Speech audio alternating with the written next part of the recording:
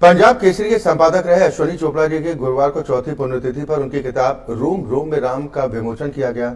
इस मौके पर मुख्य अतिथि रक्षा मंत्री राजनाथ सिंह, इंडिया टीवी के editor in chief Rajat Sharma, VHP नेता आलोक कुमार, आरएसएस के वरिष्ठ प्रचारक प्रेमजी गोयल, पूर्व केंद्रीय मंत्री डॉक्टर हर्षवर्धन, बीजेपी सांसद गौतम गंभीर समेत कई गणमान्य लोग मौजूद रहे।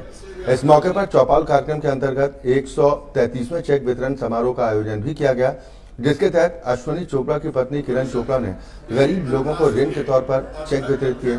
इस कार्यक्रम के तहत अब तक करीब 40,000 गरीब लोगों को ऋण वितरित किया जा चुका है। इस मौके पर किरण चोपड़ा की ओर से कहा गया कि 2010 में रोम रोम में राम की श्रृंखला चलाई गई। आज राम मंदिर का सपना पूरा हो रहा है। इस अवसर पर हम 250 महिलाओं की आर्थिक मदद कर रहे हैं और अश्विनी जी के दिखाए रास्ते पर आगे बढ़ रहे हैं। चौपाल का संकल्प महिलाओं को सशक्त बनाना है। कार्यक्रम के दौरान रक्षा मंत्री राजनाथ सिंह ने कहा कि अश्विनी जिंदा दिल इंसान थे। अश्विनी जी की पुस्तक रोम रोम में राम का लोकार्पण इस समय होना अपने आप में काफी अहम है। पूरा देश राममय हो चुका है। 4 दिन बाद अयोध्या में राम मंदिर में प्राण प्रतिष्ठा होने वाली है। अश्विनी जी अगर आज होते तो अयोध्या में प्राण प्रतिष्ठा समारोह में जरूर शामिल होते। अश्विनी जी की लेखनी में जो धार थी, चौपाल जैसी संस्थाएं विकसित भारत के लिए काफी अहम है। पंजाब केसरी की चौथी पीढ़ी बहुत बेहतरीन काम कर रही है। ये तमाम बातें रक्षा मंत्री राजनाथ सिंह की ओर से कही गई।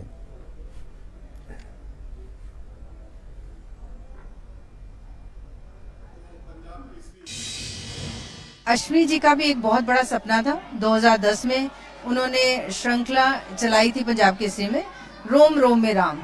तो उन्हीं की उसी श्रृंखला को लेकर मेरे पास और भी जर्नलिस्ट आए थे कि हमें भी आपकी पंजाब केसरी में अपने आर्टिकल राम जी के प्रति लिखने हैं।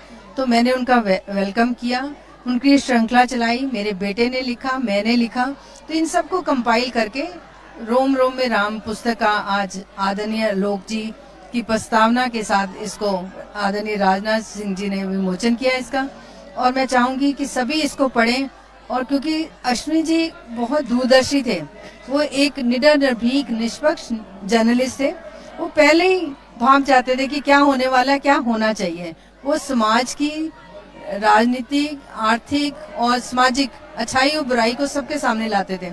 अश्विनी जी का यही सपना था कि समाज में जो उपेक्षित वर्ग है, चाहे वो बुजुर्गों का है या बेसहारा लड़कियां हैं, जरूरतमंद लड़कियां हैं, उनकी सहायता की जाए, उनको आगे बढ़ाया जाए।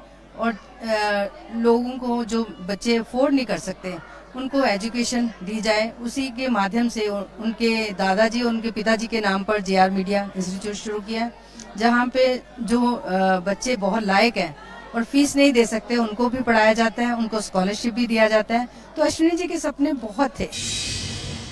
आज जिस रोम रोम में राम पुस्तक का विमोचन हुआ है, उसमें से राम जन्मभूमि आंदोलन के बारे में अश्विनी जी ने जो संपादकीय लिखे हैं और उसके बाद मंदिर निर्माण से जुड़े कई लेखों को श्रीमती किरण जी चोपड़ा के योगदान से संपन्न एक नई पुस्तक तैयार की गई है। उसको पूरी तरह तो मैंने नहीं पढ़ा है, लेकिन उस संबंध में थोड़ी बहुत जानकारी मैंने प्राप्त की है। ये पुस्तक में उन लोगों के लेख हैं जिन्होंने राम जी के लिए कष्ट सहे, लोकतंत्र के लिए कष्ट सहे। जब अखबार की बिजली अहंकारी सत्ता ने काट दी तो बैलगाड़ी पे जनरेटर लगा करके अखबार निकाला। सेंसर के समय में जब सेंसर लेखों को काट देता था तो वो खाली जगह छोड़ देते थे। जगत नारायण जी हमारे साथ जेल में रहे, बाद में शहीद हुए आतंकवादियों से। उनके पुत्र रमेश जी विधायक रहे, शहीद हुए आतंकवादियों से। एक परंपरा है, उस परंपरा के सम्मान के लिए आया हूं। और किरण जी ने अपना ममत्व, अपना स्नेह ये वरिष्ठ नागरिकों को बांटा और अब जिनको आवश्यकता है उनमें बांट रही हैं।